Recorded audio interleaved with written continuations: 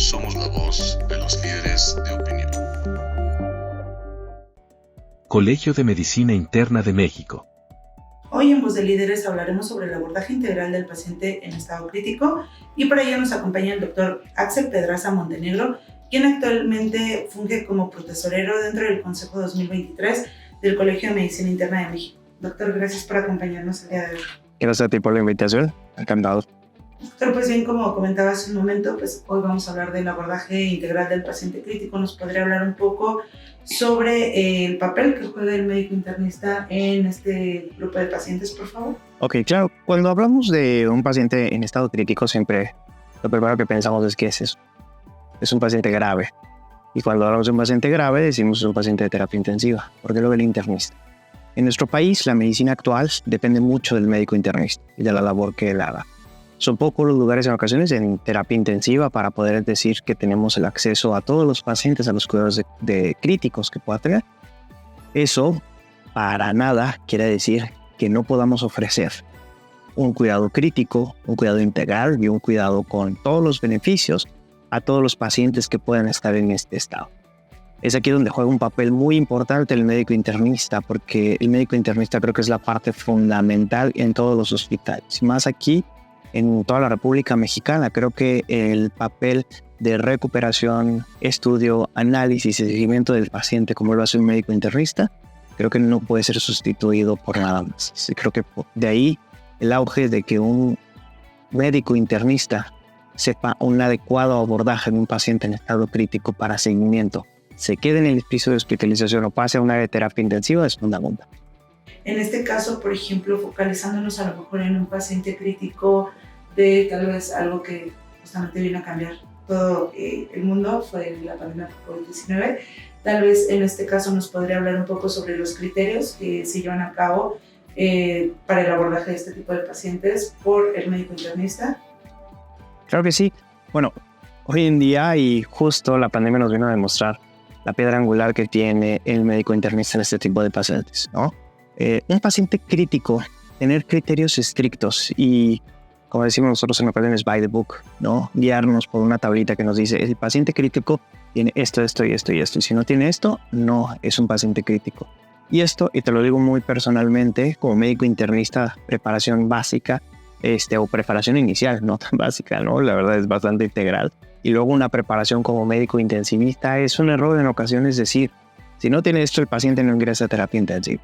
No, entonces sí tenemos criterios, sí nos marcan ciertos puntos de severidad en los pacientes, pero creo que va más allá de lo que tú quieras hacer por un paciente.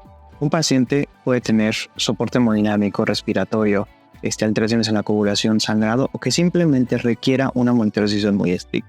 La pandemia de COVID nos vino a demostrar cómo pacientes que parecen bien, se ven bien, y llegaban al hospital saturando al 70%. ¿Oh? La hipoxemia alegre, ¿no? Que comentaban. Entonces nos hacía ver qué pacientes pueden ponerse peor y en qué días pueden ponerse peor. Me voy a esperar a que el paciente lo intuben, me voy a esperar a que el paciente requiera un soporte para ponerle más atención. No. Entonces, sí, todo aquel paciente que requiera algún soporte, cualquiera que sea ventilación no invasiva, ventilación mecánica invasiva, soporte hemodinámico porque bajaron las presiones, un paciente que empieza con datos clínicos de dificultad respiratoria, no hay duda que requiere una monitorización estrecha. Pero aquellos pacientes que son frágiles y aquellos pacientes que en ocasiones no aceptan en las unidades de terapia intensiva, definitivamente el internista debe poner un criterio adicional en decir, este paciente lo tengo que vigilar, esté o no esté en terapia intensiva. Claro. Doctor, también nos podría comentar, por ejemplo, en este caso, si los criterios cambian respecto al padecimiento que tenga el paciente. Cada uno de los pacientes o cada uno de los padecimientos tienen cosas que vigilar, ¿sí? Pero los pacientes no son un padecimiento, los pacientes no son una enfermedad. Un paciente puede tener una u otra enfermedad y el comportamiento por la fragilidad, por las comorbilidades o simplemente por la edad del paciente puede hacer que nosotros, aunque el paciente esté, decimos nosotros, muy tranquilo, buena oxigenación, buena presión, no es que modifiques los criterios, sino pongas más atención porque este paciente puede presentar los criterios que ya conoces, que te dice el libro o lo que tú se mandes que hayas leído. Pero el punto es que los criterios no se van a modificar. Doctor, también nos podría comentar sobre las funciones que tiene actualmente como tesorero del Consejo Directivo 2023 del Colegio de Medicina Interna de México y qué tópicos, simposios, ponencias, etcétera, se van a estar abordando o impartiendo durante los magnos eventos del CEMIM, enfocados obviamente al abordaje del paciente crítico. Así es. Todos los, primero, es más que obvio, pro tesorero, tengo que cuidar el dinero. Si bien fue un poco como un, no suplente, pero un escalafón hacia el tesorero, es uno de mis papeles más relevantes, estar en comunicación muy directa con él y con todo el consejo directivo para saber de qué manera emplear de una manera más efectiva todos esos recursos, sobre todo para obtener mayor información y esta información poderla esparcir, ¿no? Hoy en día, pues el dinero siempre es tema de conversación, ¿no? De dónde se obtiene, cómo se obtiene. Y en cuestiones educativas, somos muy celosos en el decir de dónde lo podemos obtener, ¿no? Decir, no, únicamente necesitamos la cooperación y el altruismo de las personas. Si viene el laboratorio, si viene cualquier otra cosa, el dinero se contamina. Bueno, la verdad hoy en día necesitamos dinero. Y el colegio, a pesar de hacer eventos excelentes, la educación del médico en gran parte y del médico internista, el Colegio de Medicina Interna forma una piedra angular en esto.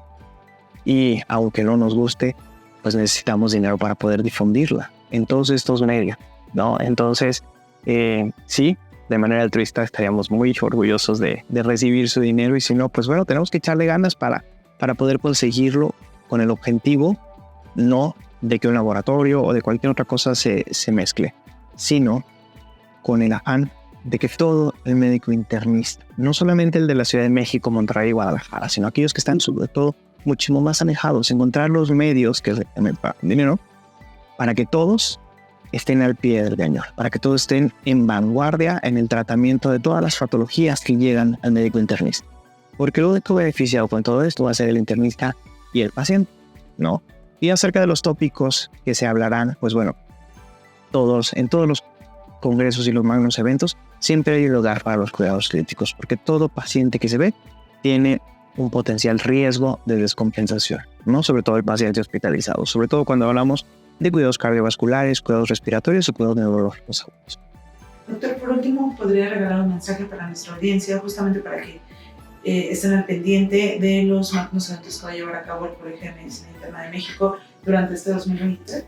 Claro que sí, los congresos que ya conocemos, el curso internacional de medicina interna que se lleva a cabo en la ciudad de Guadalajara, el Congreso Nacional que se llevará a cabo en la ciudad de Cancún y obviamente un pro en la vanguardia y sobre todo esto de la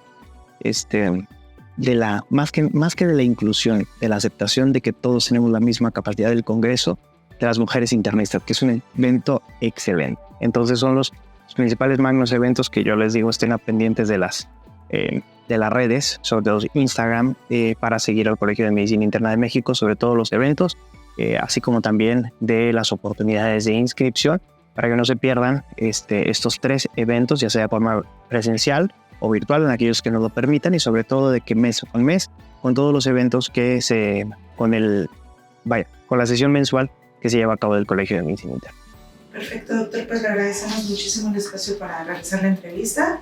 Nosotros somos Voz de Líderes, mi nombre es Celina Ávila y nos vemos en los eventos. Un placer, muchas gracias.